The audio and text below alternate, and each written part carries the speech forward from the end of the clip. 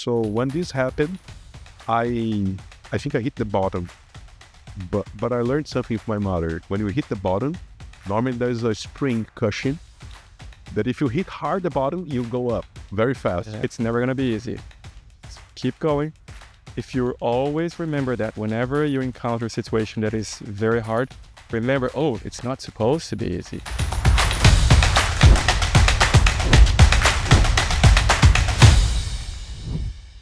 Welcome back to the Canadian Dream Podcast.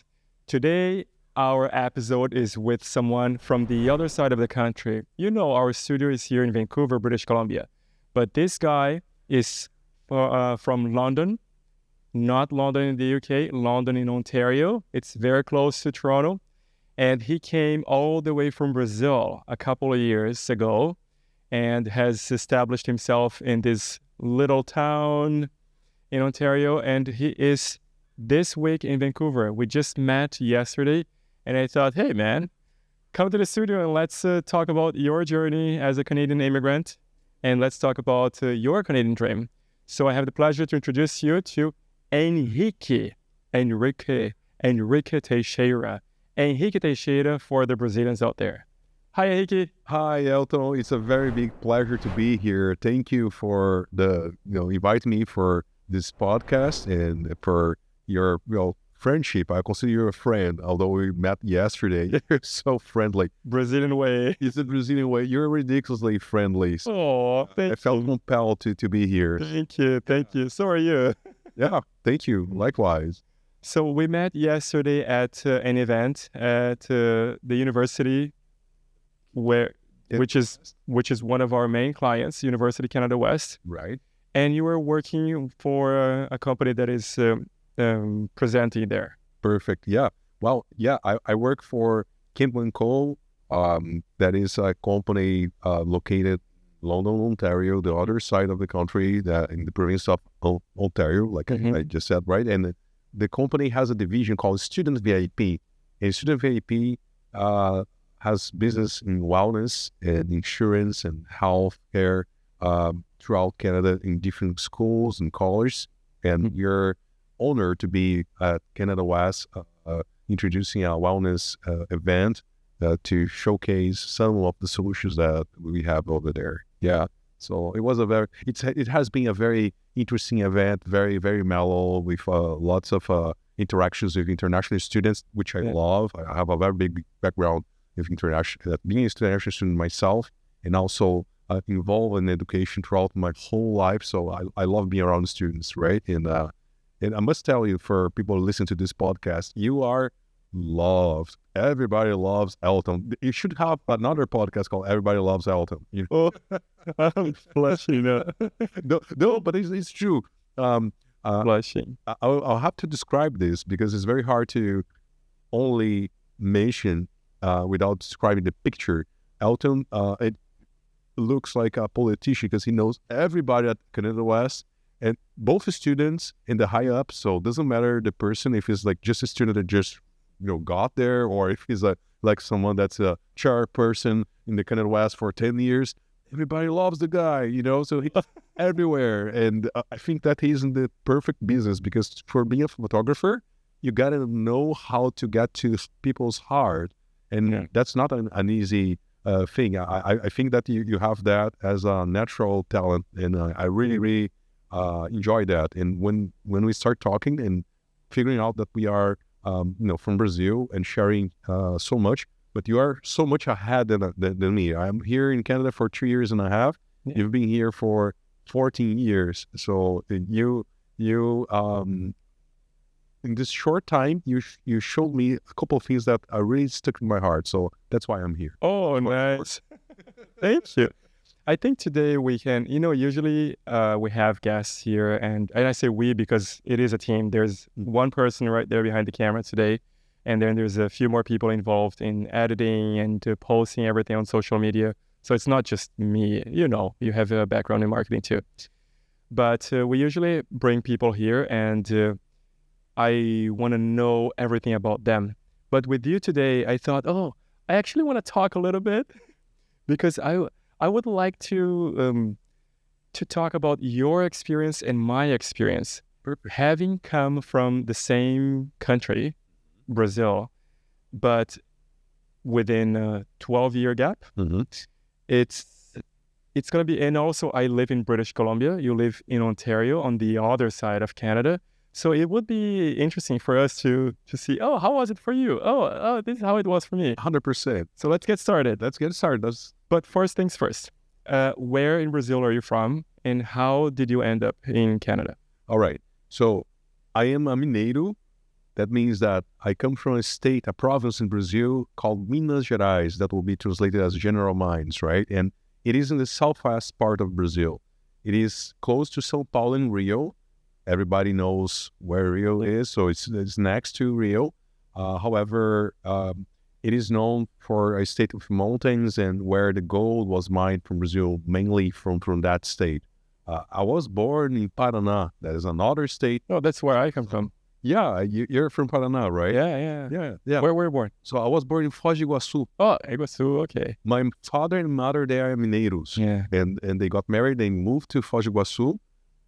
I was born there, but when I was about 9 years, we returned to Minas Gerais. Yeah. And you actually had quite a successful career. And so let's try to sum it up here. Okay. You have a background in arts. That's right. Teaching, you were a professor as well. That's correct. You were getting your doctorate degree. I paused my research, but I have a experience in doctorate level research. Yeah. Okay, so sum it up. Okay. So, long story short, love art, love photography. Since I was a little kid, I studied in a school for management and entrepreneurship because I also love business. I love money. Money has a very good sound to it. It's not the most important thing in life, but what you can do to the people that you love with that, those things are meaningful, right? It's freedom. It's freedom. Money is freedom. Money is freedom. But and sorry, parenthesis here. Perfect. It's funny that many people say, well, money is not so important for me, but they live half of their lives for it. Exactly. Right? How can it not be that important? Money is not so important for me. I only give 8 hours of my day to someone else for that, but it's not important for me. People don't realize that sometimes they are more into money and working and doing things related to that than sleeping or spending time with loved ones, right? Yeah. So, yeah. Okay, so you appreciate money, you appreciate the value of money. And certainly I love art. I love doing things that are meaningful aesthetically, and I think that's so important. However, I started art school because when I was picking and choosing what I was going to do with my life, the tests and everything that everybody I talked to, the people told me, oh, you should be a lawyer. I had a very, very, very high indication that I would be successful as a lawyer, right? Yeah. Matter of fact, in 20,000 people that did a test, I was top 1 for doing law school. Wow. And then in my head, I think, look, I'm not so poor that I cannot choose. I'm not so rich that I cannot choose. Because if you're very poor or very rich, you cannot choose, right? You need to follow kind of the path that people laid out to you. I have freedom to choose. So I will choose art because if I'm dumb and I make a wrong choice, I still have time to fix it, right? But it was a perfect choice because I course art, and in parallel, I was trying to find a way for me, and I was successful in having a small business in photography. So I always did what I loved, but I also profited from it. So I find I'm very grateful that I had the chance of doing that, and that led me to teaching because I also love being close to people and mentor people and teach, but also learn with people that are way wiser than me and younger and older. I love not taller, even taller, right? There's not many people who are taller than you out there. Basketball, I learned with people that are taller than me because I'm tall, but there are taller folks. And so you were a professor as well. I was a professor as well in art school, in education school, and in a certain point of my life, I was starting to think about, okay, so what's next? What I want to do? And a friend of mine invited me to invest in his company, and this investment was to create advertisement. At the time, I did not know that was that. So he fooled me in a good way to put money in advertising for selling his products, and it happened that I fell in love with that. Do you remember Pateta?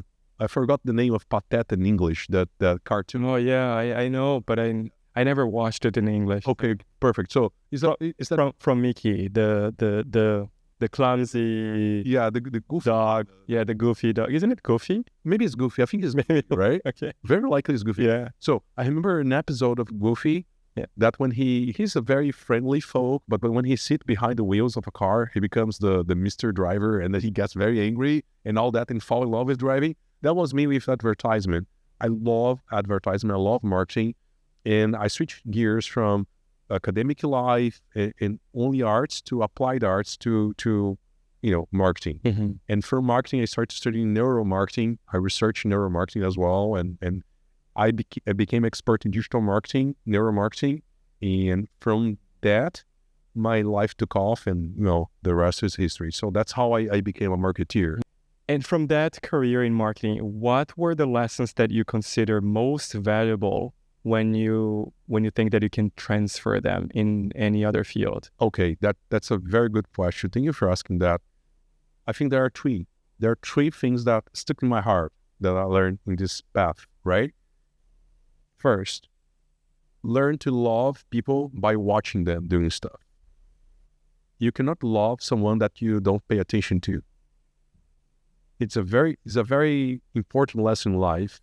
If you want to be excellent in what you do and excellent in making friends and networking and all of that, And connecting. you got to connect in a very deep level. And that only comes if you pay attention. And paying attention is different for each kind of person. It's a soft skill that everyone has a little way to incorporate that will be different. For me, is observing. It's visual. I like to watch people, not in a creepy way. Hey, Not with your binoculars. I'm not a creep. I'm not doing anything illegal, but I do like to watch people doing stuff. That's why I observed your way of work. That was very. I found it very admirable because you are very wholesome in the way that you address people, and I like learning by watching. That's why I said that you taught me things, because you literally did. The way that you are handling with a lot of attention each one of the people that were talking as you were photographing and you're making the space, that affect me. So that's lesson one. You gotta fall in love to people by pay attention, either listening very attentively or watching, observing very attentively, right? The lesson two is that you gotta have the nerve to have values. That's odd, right? And that, well, how come that's a soft skill, you may ask, right? Well, it's very easy to go with the wind. Maybe you don't like to work at night, and then you got a job that you need to work at night, and then you know what, I will work at night, but deep inside of you, that is hurting you. You don't want to work that at night, but then you got to do, and then you start to become bitter. This happens so frequently with a lot of people. We sometimes forget that we are, as humans, we have the right to have our own values. And we need to observe what matters to us. For some people, what matters is to have a successful career. For some others, what matters is to have family. For some others, what matters is to have freedom and travel. You need to find out what matters to you. And that I learned in marketing, because when you're in marketing, you need to learn how to sell different things. And you see that in real life. The people that preserve their values, in the end, they are so much more successful than the ones that don't. Because when you start to cheating your own values, you don't have any value left to sell. You don't have anything left to show to people that will be of interest. So for me, that was a big lesson that I learned in marketing. And oh my God, I had my share of late nights, being insomniac and thinking about things, because I was trying to find my way. And the last thing for me that I learned in this professional way, and it brought me to Canada, because, we are here to talk about the Canada dream, right? And I'm here pursuing this dream. It's okay, bear with me. There are horizontal and vertical experiences in life that we need to match. So you find your target, you find your true objective in life.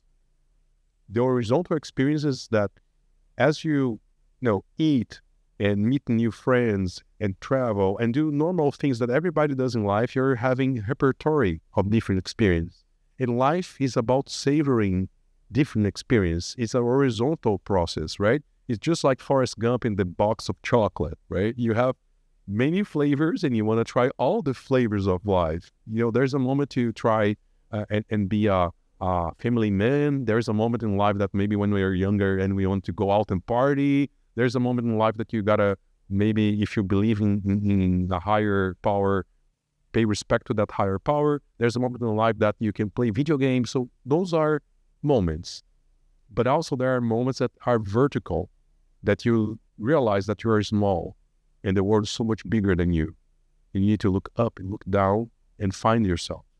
And I find that marketing taught me that the horizontal experience with the vertical experience create meaning. So to find meaning in life, you need to cross these two kinds of experience. So falling in love with people, number one, by observing or listening. Finding your values and respecting your values will be number two. And then number three, the horizontal and vertical experience, so you know what's your objective in life and you fall to it. So how have you found your own objective in life? How was that intersection? I don't know if I have found it yet. I'm having the experience. I need to be very honest with you. When I tell those things, I may sound that I got it all figured out. I don't. I'm just like anyone else. I'm having the experience and trying to make sense of all of that we are happening.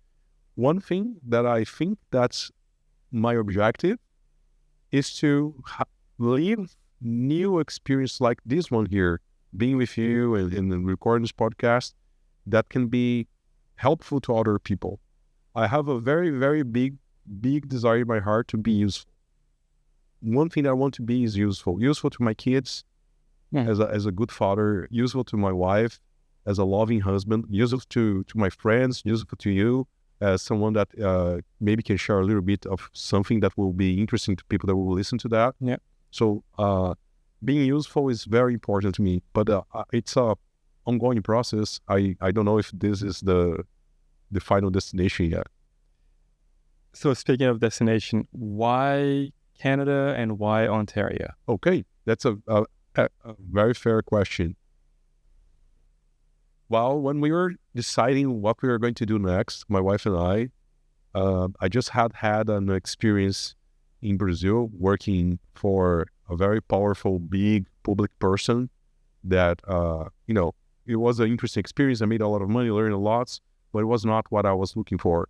Was he an actor? He was a politician? He's a business person and a bestseller. He was considered the bestseller in Brazil for many consecutive years. His name is Paulo Vieira. He has been in Globo, SBT, the main TV channels, and I was there as a head of digital marketing doing the growth. And what happened is that when the pandemic happened, I was there and I had to, let's talk about Canada. Let Brazil be. Okay. Yeah. And when we were deciding what we were going to do next, we wanted to go abroad because we noticed that our life was calling us for an adventure, for living. Like a movie. The hero is called go on an adventure.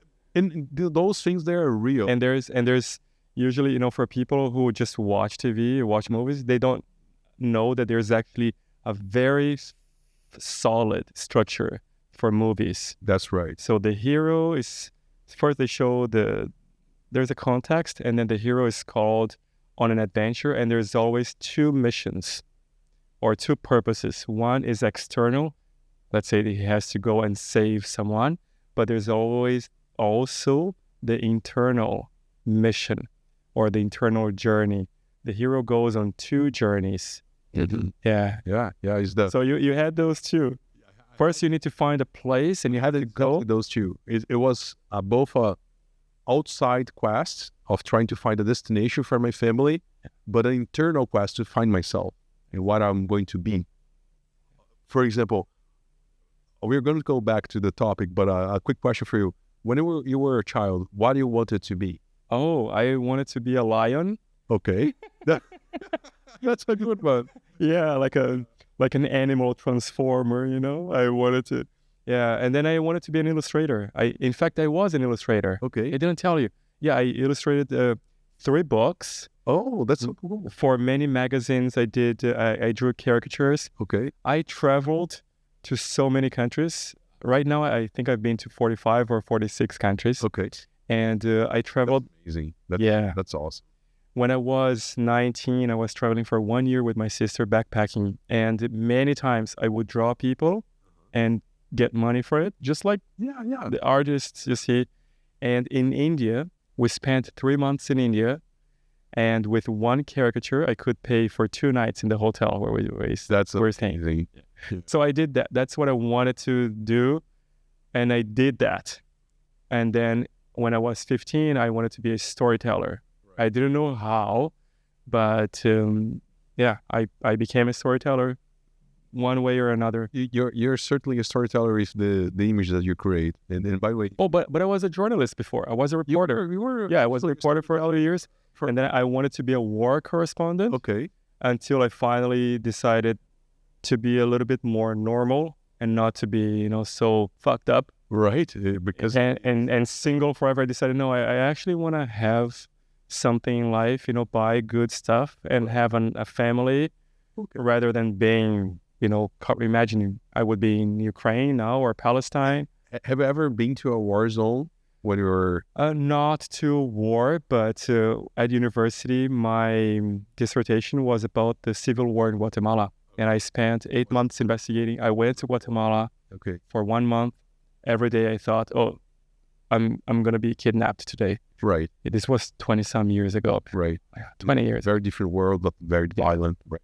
And I went to India and Peru, Bolivia, Mexico, to many poor places. Right. That was my training. Right. And then Guatemala, that was the ultimate training. Like they really had people with guns everywhere. Yeah.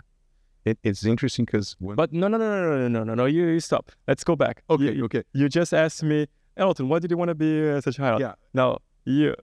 And me, okay. When I was a child, I really want to be in art, drawing. And that's why I went to art school. And from drawing, I used to do drawing comics. I wanted to be... What comics? I did Wolverine. X-Men? Like X-Men. I love you? X-Men. I love the... I drew Wolverine all the time. All the time, exactly. I was creating my own characters with my cousin, Luizinho. So I really like drawing. But in art school, I realized that, you need to meet your passion with something useful for people. And not that cartoon and drawing is not useful. It can be useful, but I wanted more. And that's why I went to photography and I found a lot of photography. So it's an art, right? I totally relate to it. And with me, it was, I started illustrating manuals for universities. Okay. I remember there was a cooperativa. What do you call it in English? A co-op. There is I knew the word. Anyway, so for companies, and I used to draw the caricatures of all the staff adding value, something more than just art for art, right? Okay. Adding value to the market. Is that what you mean? Yeah, that's exactly what I mean. Because we tend to forget that when you make money for something you do, is a way that the world is rewarding you to be useful. It's very simple. Like, we don't talk about politics and how capitalism and all. Let's simplify it. If you receive some sort of compensation for something you do, is because someone find it useful. Yeah.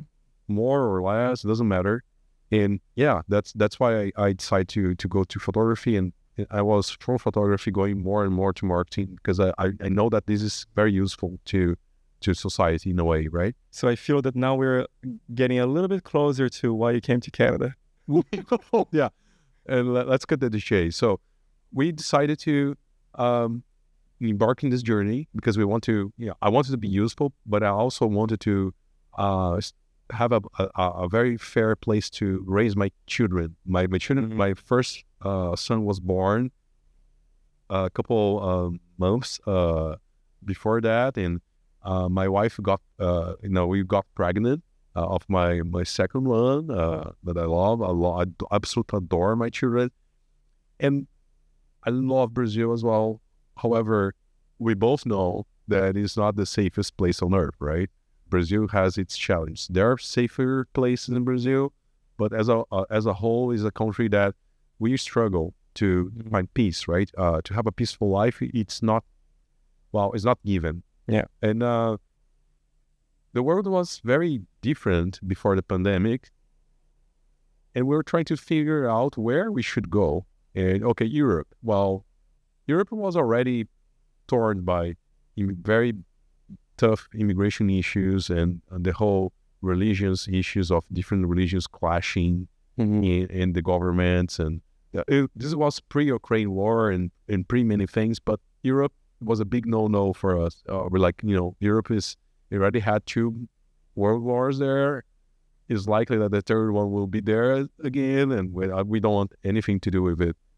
Australia has big spiders. So Australia was never a destination for me. You came here for the moose and for the bear. Oh, I don't mind moose. I don't mind bears. I don't mind, the wolverines. I don't mind. But, a gigantic ass spider, for fuck's sake, don't like spiders, man. So no Australia. New Zealand, too small of a country for have a market. So by the process of elimination, that big red maple leaf start to show up more and more to us. And you didn't mention the States, the U.S. Well, that's the thing. I don't have anything against America. I kind of really like... But nothing in favor either. I've lived in the United States for a couple months, in different moments of my life. I worked in the United States. But the States, they are, how can I say, it's similar to Brazil in one regard. It's not a place for a slow, peaceful life. It's a place for making money, for entrepreneurship, which I really like. Yeah. But my mindset and my wife was, I want a place for our family to thrive. So it was a family-centered idea that involves making money, but involves having a good life, the dolce vita, right? Yeah. That concept of having a very good life. And Canada was the top one country in the world for that, because it's both sides of the equation. And you certainly heard of Vancouver before. Vancouver, yes, Calgary, Alberta, and then Ontario. Why did you decide Toronto? Perfect. So we could go anywhere in Canada. We had no strings attached to any place. However, when we looked at the East Coast, Halifax and the provinces there, we noticed that it was very empty. Very empty of people, empty of opportunities. It's a great place. It's beautiful. People there are nice. But it's like a restaurant, isn't it? You see, everything looks good, but there's only 2 people eating inside. At 12, you go, let's go to the other place with a lineup. Yeah, as Brazilians, we love lineups, right? There's something about you seeing a place that's busy and thriving and sleep people that I want to be there. I don't want to be in that empty place. I don't know, right? So yeah, Vancouver, on the other hand, although it's absolutely gorgeous, and I hope that your listeners from Vancouver don't hold me accountable for saying that. I think it's the most beautiful city in Canada so far that I haven't seen. For by far, Vancouver is amazing. However, it's a city that I associate more to a lifestyle similar to Rio de Janeiro in Brazil. It is or Floripa. It's a. I did not find it the right match to the moment in life I am. I'm wearing suspenders. I am a very young man with a very old mentality sometimes. I want to have a peaceful life. I want to buy a house. I want to plant a tree. And I think that Vancouver is a place for a different kind of moment in life. I admire a lot folks like yourself that you have a life here and you're established, and I find this is beautiful. I have friends. I found out after I decided to come to Canada, from 30 people on my high school class, 6 live here in Canada. Wow. Yeah, and one of them, I have a very good, close contact, is a good friend of mine, lives here in Vancouver. Gabriel is an amazing guy. The other one, we are not so close, but we had good relationships. James is another colleague of high school. He's the CEO in another company here in Vancouver. So I found out that lots of people of my generation and same cultural background came to Canada, and many are here in Vancouver. But I wanted a place that was strategic, that in a 6-hour car drive, I could be in the center of everything. And in the map, my wife and I took the map and like, where this will be. And we pinpointed a place in Ontario that I could drive 1 hour and a half, be in Toronto, 1 hour and a half, be in Detroit, 2 hours being Niagara. So 40 minutes being in different parks and beaches, and London, Ontario show up as one of the most strategic geolocations in Canada, because you can, in 6 hours, you can go to Chicago, 9 hours driving, or a 45-minute flight, you can be in New York. I love New York, I've been in New York a couple of times. So it was more of a mental, strategic decision than a decision by heart. By heart, I would love to go to a mountain area. I crave mountains. I love mountains. British Columbia. Or Alberta. Exactly. Probably either Kelowna or British Columbia, further north, or Edmond. I don't know. But turns out that the mind spoke higher, and I can't complain. Canada is beautiful everywhere. And what was the main challenge that you faced when you arrived? Perfect. Yeah, Elton, you know what? I think Elton, John Lennon has said that, right? Life is what happens while you make plans, right? You make lots of plans, but then life happens. Or Mike Tyson has another quote. Oh, yeah. I know this is a very good one, right? Everybody has a plan until they get punched in the face. Exactly. So in between these two proverbs, I found myself, I had a beautiful plan. I had plan A, B, and C. My plan A was keeping my company, because I had a company in Brazil. I still have. I just paused my operations in Brazil so I can be here. So I had a digital marketing company that was doing all right. I was opening a digital marketing agency with a very highly successful businesswoman in Brazil, Adriana Elias. She's the CEO and founder of Content House. That's a very big marketing agency in Brazil. She had clients like Ford, like Buruel, big brands, and she's amazing. And she did not have digital marketing. She wanted me to associate with her to open another agency. So my life was in a very interesting moment when I started coming to Canada. So that was my plan B. And my plan C was, you know what, I'm going to get here and I will start working. But when I got here, I was speaking for the family because my wife was developing her English. I had to take care of a 6-month-old baby girl, and a 2 years and a half baby boy with my wife. Was winter. I had to start doing college because I came here for a post-graduation in business analysis. I tell you what, I felt sick. I got depression. I never had depression in my whole life, but when I got here with the winter, I remember that day when we arrived in Pearson, it was snowing a lot, and it was 8th December 2021 and -12. And, we did not have the proper coats. We didn't have the proper clothes. People in Brazil don't even wear jackets, only sweaters. Right. We came with some winter gear, but not for Canada. It's not winter in Canada. And while my baby girl was crying of cold, and we had so many quote unquote perrengues. That's a Brazilian word for hardship, right? So many hardships that I felt sick. I had to provide for my family because my wife she's a violin player, and she was teaching in a conservatory in Brazil, and she had to abandon her job, and it was a public job, a good job. So she had to abandon her career. She abandoned her career. It's not just a job in her case, right? Exactly. It's a lifetime career. Exactly. And she was a full-time mom because we did not have any support network in London. We did not have friends in London in that time. So I had to work, study, support my wife. My wife was struggling with the kids, breastfeeding. I felt sick. So I had a diagnosis of depression. I had to start taking medication. In parallel, I had to make ends meet. So it was the first time in my life that I had to realize that I just screw up. I took too much. My friends that I asked advice before coming to Canada, they all told me, Henrique, you're doing too many things simultaneously. That doesn't seem to be wise. You're opening a company, you're running your company, coming to Canada to do a full-time post-graduation, 2 young kids. This is too much. You want to be able to handle it. And I said, no, I can take care of it. Like a gorilla, like the blue ball gorilla, right?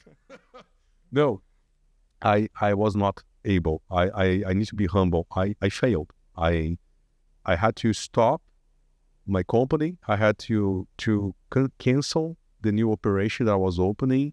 I had to be humble and tell that to my clients that I was not able to deliver. I had to tell to associates that I was not able to deliver, and I become very humble. I was able to study, support my family here.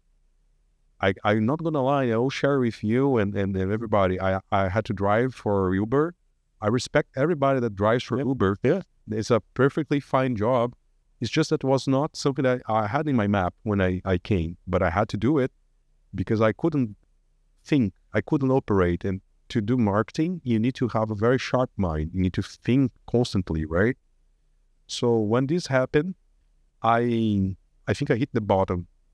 But I learned something from my mother. When you hit the bottom, normally there's a spring cushion that if you hit hard the bottom, you go up very fast. Yeah. You got to hit hard because then you're going to go up fast. And what happens that I for the first time in my life, I asked support from my college in the center to support students. Yeah. I opened my heart and told that what I was thinking. In London? In Ontario, studying Familial College back then. And I'm not going to lie, I was having suicidal thoughts. Because it was too much for me to bear. And many immigrants, they may not talk about that openly, but they consider suicide because it's when you're in a tough winter and you have no perspective of future, or at least you don't see the future yet, it's tough. And I started taking medication for treat that, and that helped me to stabilize. And when I did that, things start to change. So I think I shared a little bit too much, but I'm trying to be 100% Great. You know, in fact, this morning, we were at the same venue this morning, and one international student approached me and asking for advice. You know, I'm into photography. I want to get in experience in the industry. What should I do? Blah, blah, blah. And one of the things I told him is, look, man, it's not going to be easy. Always remember that. It's not going to be easy. It's not supposed to be easy. It will never get easy. Yep. Too bad you came from, another country, especially a poor country. Too bad. Too bad for you. Now you're here. It's never going to be easy. Just keep going. If you always remember that whenever you encounter a situation that is very hard, remember, it's not supposed to be easy. Oh, no problem. Keep going. One day you're going to look back and you're going to see a lot of dead bodies. Everybody who gave up and you didn't. Yeah. Because you knew it was not supposed to be easy. It's not, man. It wasn't easy for me. Yeah. It was never. It's not easy today. It's much more joyful today. It's more fun today. But especially because of the support. There you go. Knowing so many people that are playing on my team, starting with the family, but also with great clients and a great team, except for this guy here. Yeah, he gotta go prove himself, right? Yeah. No, Javier is a sweetheart. But yeah, the support is so important. And that's what I think. And of course, the financial stability, Yeah. that comes with time. You're going to meet more people. You're going to build trust, build deeper connections. It's going to take a long time. And then financial stability at a certain point. But it's not going to get any easier. You're so right in what you're saying. I commend you for having shared that advice with that student and to share it with us, because I think that you're spot on. I remember that I ask advice for. I love asking for advice. I love talking to people like you, right? And I ask for a priest, a very wise priest, some advice, and he told me a metaphor. Like, Henrique, when you move to someplace else and you start your life again, you're just like a tree that they transplant. They get from one garden and they move to another garden. Have you ever watched it when the city hall or a gardener, they have those machines that they get a whole grown up plant or tree and they move. You know what happened with the tree when they move it to another place? Have you ever watched it? It almost dies. It almost dies. Always. It withers. It gets, it withers. It almost falls down, and you need to water it. You need to wait for the roots. And that network of support, you mentioned support. The roots is what support us. Our roots are the people around us. Yeah. The people that we find help, right? Yeah. I agree with you. I like what you mentioned too, since we're now complementing each other. I like the part that you mentioned about being humble, because it is very difficult. I think not only for us men, but also for women. Nowadays, a lot is expected from women and by themselves. Yeah. They need to get a lot more right nowadays because they have to succeed in and outside the house. 100%. But sharing is where healing begins. Do you agree? I agree 100%. If you keep it all for yourself. And that was what it was for me. If I had not opened my mouth and start to say what was happening, I would not have received the help that I did. Mm-hmm. And I was very fortunate because I had help of my wife. I had help from my school. I had help from friends in Brazil. I had help from friends here. Mm-hmm. And then I start to come around. And after that, I realized, okay, my life is here. My life is Canada. If I keep thinking Brazil, Canada, Brazil, Canada, Brazil, Canada, I'm gonna be lost in that journey. That's so crazy. Everybody goes through that. They come from wherever they come, from India, from Ukraine, from France, from Brazil, and they want to keep one foot here and one foot there. They want to watch the news, and even on social media, they want to comment on politics from the places that they left, and they keep watching sports from there, everything else. And there's a moment when you realize, okay, I'm actually going to put both feet here, and that's when things go well. There we go. And that happened to me just like you described. And then things changed. I want to comment one thing though that you mentioned, that the women or the partners that are coming this journey, they also often are experience different challenges that are as hard as. And I want to just commend a little bit of my wife, the love of my life. She's so brave because her whole life she dedicated to music and violin, and she's excellent what she does, and she's a great violin teacher.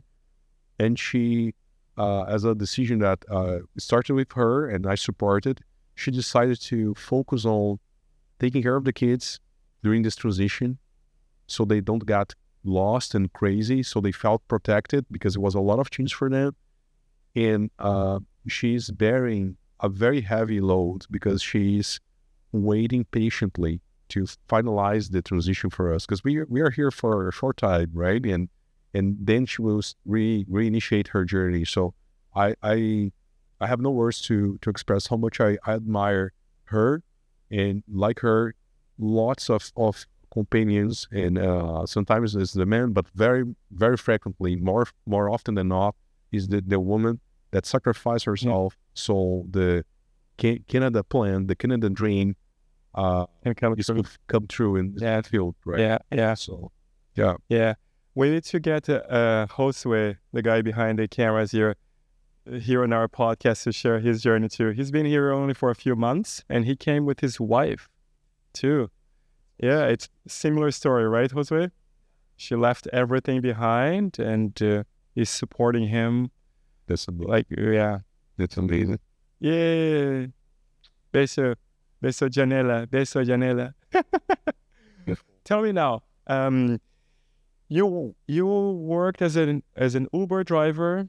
I worked for a couple months as an Uber driver. Mm-hmm. And how did you get to this job that you have now? Perfect. So what happened? Decided that Canada is the place that I am and the place I need to be full time. Yeah. So I burned all my bridges. I literally burned my bridges. I fired my clients. I fired my team in Brazil. I was here. So I got to work. Uber obviously would not allow me to keep building the life that I dream for my family. Mm-hmm. And I am fortunate to have a career. I have experience in a field that in here in Canada is valuable, right? In the whole world, that kind of marketing that works with growth and lead generation and digital marketing, this is valuable because it helps people to get their ideas across. And I decided, well, can I be honest again? Yeah. This time I decided to rebel from the advice that I was getting from other Brazilians that were here. What were they telling you? Everybody was telling me, you need to get a simple job, an entry job. You need to go to Tim Hortons. You need to... Tim Hortons, Best Buy, Walmart. You need to get a very simple job so you can start your Canadian experience. And, I know that this is you had your values. Right, exactly. Rule number 2. Exactly. It's not about pride, because I have worked as a waiter, I have worked as a cashier, I have worked in very simple jobs in my life before. Yeah. I don't mind doing that. It's not about that.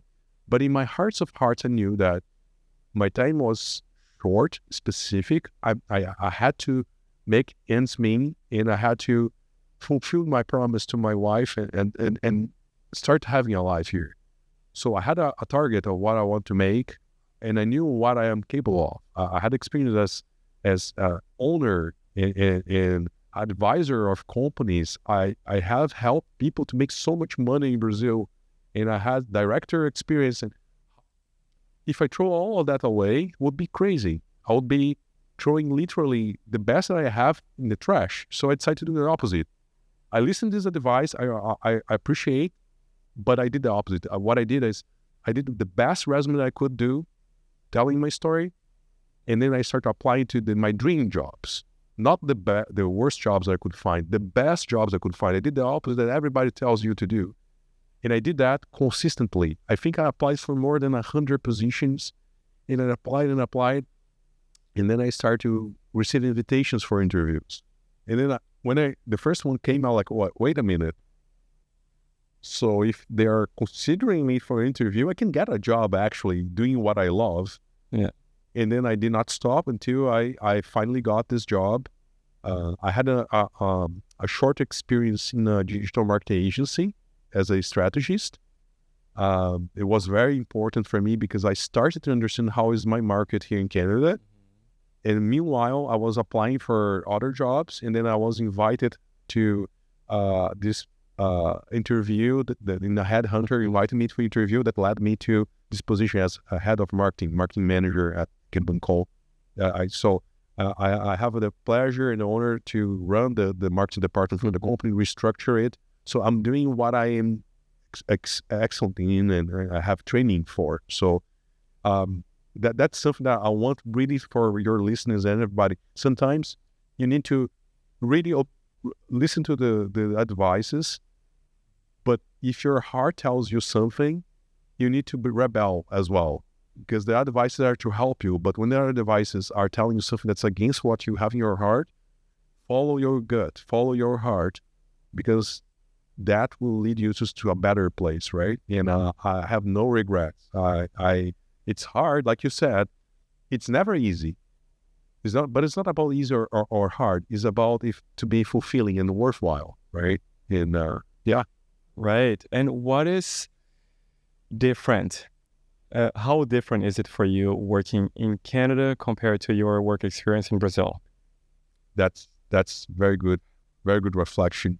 Well, for starters, I decided that here I would serve, and I would serve under others. I have not opened my decided not to open my business here in Canada. I admire you a lot to have your own business here, but you're here for many years. I have to learn how everything works here.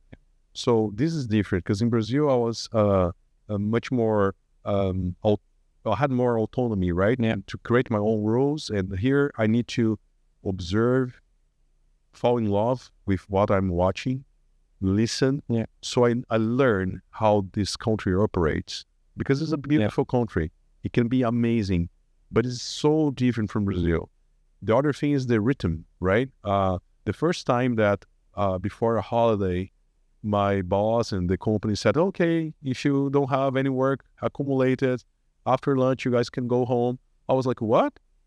Because in Brazil, The opposite. it's completely the opposite, right? We have a culture that working is a war, and you cannot lay down your arms. It's always go, go, go, go, go. And here, there is room for other things in life. Yeah. So that's another very important difference. And the last difference that I observed is that I was used to work with people, work for people, clients or bosses or whatever, and also have teams that give and take. Everybody was had the same culture. I work in northeast of Brazil. That's very different from Minas, but give and take. We laugh about the same jokes. We share the same things. Here, I learned to be a boss of people from different countries and cultures, so different, and be a boss of Canadians, having Canadian boss, but also being a boss of Canadians. This is different. I'm still learning how can I be hard enough that I am exactly respected, but soft enough that I'm respectful with the difference, right? So I am like a guitar that is trying to find the fine tuning, because I think that I'm still translating my entire life to Canada. It's not that song has not started yet. It's a translation in progress. And do you miss anything about Brazil or from Brazil? Of course, the food. Oh, the food. Where you come from. For those who don't know, Minas in Brazil, it's the place where they have the best food in Brazil. Thank you for that, because I Oh, it's true. It's true. Yeah. Everybody in Brazil knows it. I miss the canastra cheese, especially. It's a special cheese from this region that is amazing. Anyhow. So besides the food, right. Do you miss anything else from Brazil or about Brazil? I miss lots of things, but mainly I miss the people that I love that are there. I haven't been in Brazil yet. Oh, for 2.5 years, you haven't gone back? Been in Brazil yet. Oh, I just came back 3 months ago. Well, it's really nice. It is really nice, right? It's a good place to go. We miss it. We miss the people that we love. Yeah. We have, both Christine and I, we have our father and mother there, and people that love, and brothers, and Christina has her sister, and we have our nephews, and we miss the people that we love. And the Brazilian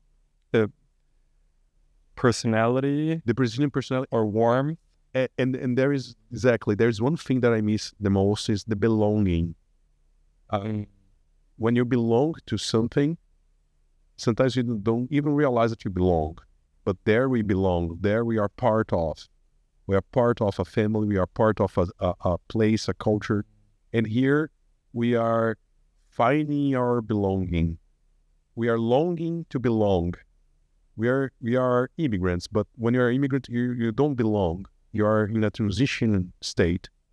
You're finding where you connect with things, right? Mm-hmm. So, well, I hope you can go soon and bring the kids. Yeah, I thank you. We really need to go actually, but as soon as our paperwork, and as your listeners might be familiar with that, the immigration laws, there's lots of process that need to go to get the permits and permanent residency. We are in almost finalizing our process in terms of paperwork. As soon as this part is done, certainly. So you don't want to leave the country. Exactly. Yeah, there's always some anxiety. What may happen when you're trying to come back? Exactly. We want to. I've gone through that. Never again.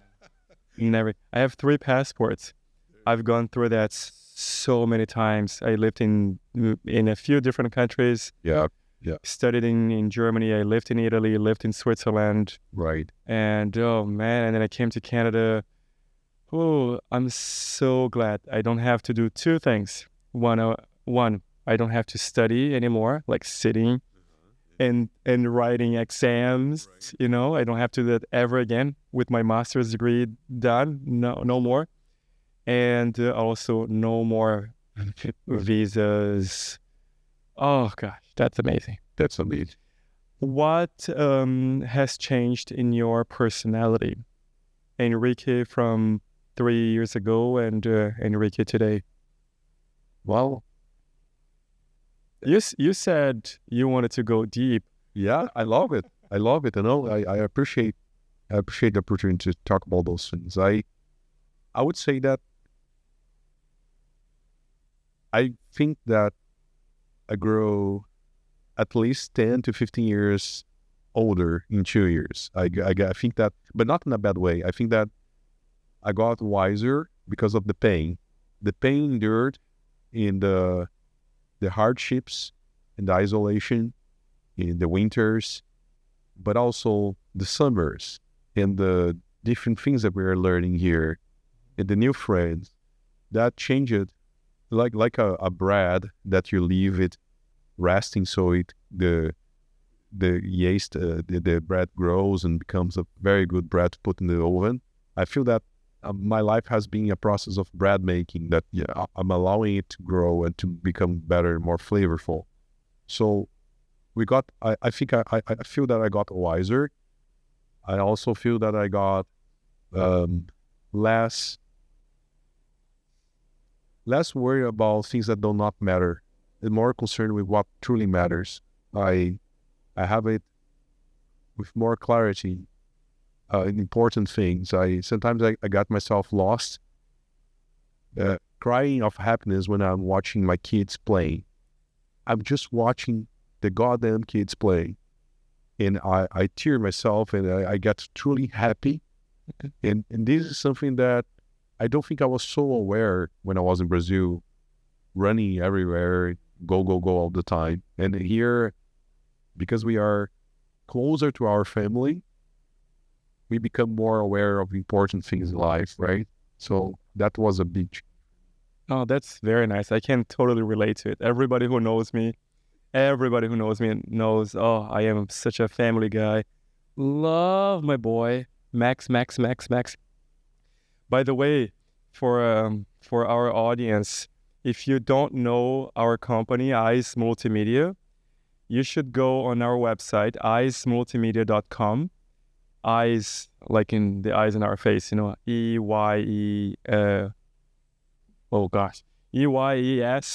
multimedia.com.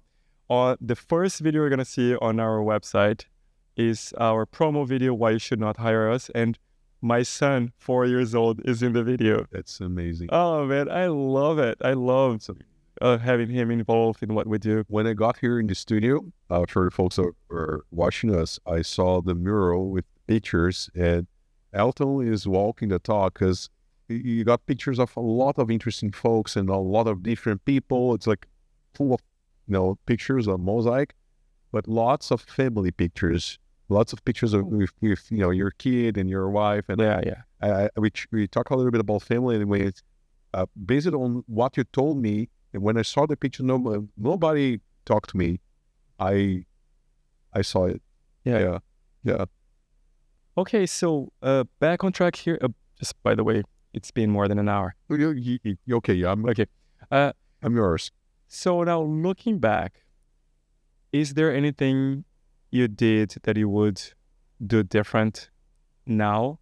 Any mistake that you would have avoided? Regarding coming to Canada, the Canadian dream, the only thing that is not a true mistake, but it's something I would definitely do differently. If I could teleport myself to, say, 10 years in the past with the same brain, but 10 years younger, same brain, I would meet my wife sooner, making more kids, and come to Canada sooner. That's what I would have done. I would have anticipated as much as I could doing that, because I think that I'm doing the right thing in the right place.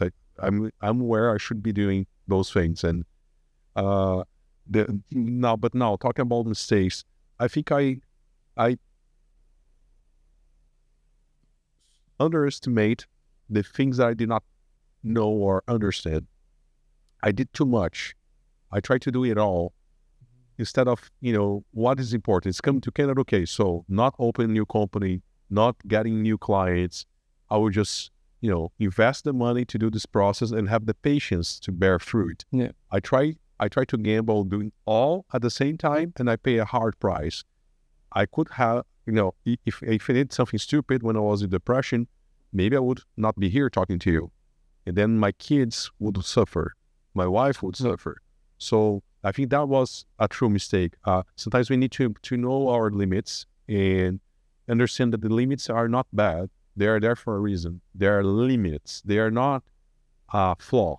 They are a limit, because when you go beyond the limit, you may fall in a pit, right? Yeah. There is a reason why you have a limit. So that's a little bit different. Lovely chatting with you. We're getting close to the time where we have to wrap up. Can you think of one or two pieces of advice that you would like to give to anyone, immigrant or not, here in Canada or not, but anyone who has dreams, but for some reason they are finding it difficult to get those dreams, to achieve those goals? I will share what I'm doing for myself, and it is helping me and maybe can help other folks too. The dreams are alive. The dreams, they are real. Dreams are not a vague idea of something that could be. The dreams are as alive as you are. If you have a dream and your dream has color, has shape, has size, has taste, if you can really think what you want, and you can really think what's your true dream, and you put a lot of effort in detailing that dream and where you want to be and what kind of life you want to live and what you want for your life, that starts to become so magnetic that instead of you going after your dream is pulling you towards it. And I'm not talking about new age mumbo jumbo, and I respect everybody and all sorts of beliefs. I'm talking about something very practical. Mm-hmm. Neurologically speaking, if you really have a powerful, clear idea of where you want to go, that thing is real for your brain, and you start wiring yourself towards it. And I realized that every single thing that I did like that I had a very vivid, clear idea of where I want to go, mm-hmm. came to pass. It existed. It became true. It's 100% success rate for the things. Sometimes we have dreams that are vague. Oh, I want a car. Oh yeah, I want a car. Oh, a Porsche. And then the next week, oh no, you know what, a Hummer. No. You know what? I think I would like to have a Tesla. Well, turns out that any car will do, and I will not get any of those. But if you really want a specific thing, and I'll talk about material things only, about lives and experience and coming to Canada, stuff like that, if it's clear, it becomes to pull you towards it. So that's the first one. And the second one is enjoy the journey. That's so silly. So I know it's cornball. It's very, everybody says something similar to that, but we need to enjoy the journey. Enjoy as you're going towards that magnetic dream, because there is no future, there is no past. You are what you are, and you are here right now. Right now that you're listening to this podcast, right now that you're talking to Elton, right now that you're talking to whomever, and if you don't enjoy, have joy, be immersed in joy, will be very hard to have energy to get to that thing that is pulling you, right? So I'm trying to enjoy more than as I'm going to whatever it is. I love it. I can relate to everything you said. That's good. Great. Well, man, it was so nice chatting with you. I'm glad it worked out. Where can people find you? All right. I think I probably will say the address wrong because I've been relapsed with my contacts and social media. My website is henriqueteixeira.com, but it's under construction right now. I had another website that I deactivated. So that's one. LinkedIn. If you type Henrique Teixeira, if I'm not mistaken, there is the official, but if you're watching this or listening to this, it should be in the description for this episode. Excellent. And I'm put it all there. The Instagram, but I'm more active through LinkedIn nowadays than Instagram. I am starting a Threads profile. It's under construction, but I'm publishing things. It's always henrique.teixeira.official. So, and Henrique, what's next for you? What's the next big step towards your Canadian dream? All right. Well, I want to buy a house, very practically. I want to finalize the transition of career and have the same status that I had in Brazil, to be a director or maybe open my business. But I love working for the company I work, so probably growing the company.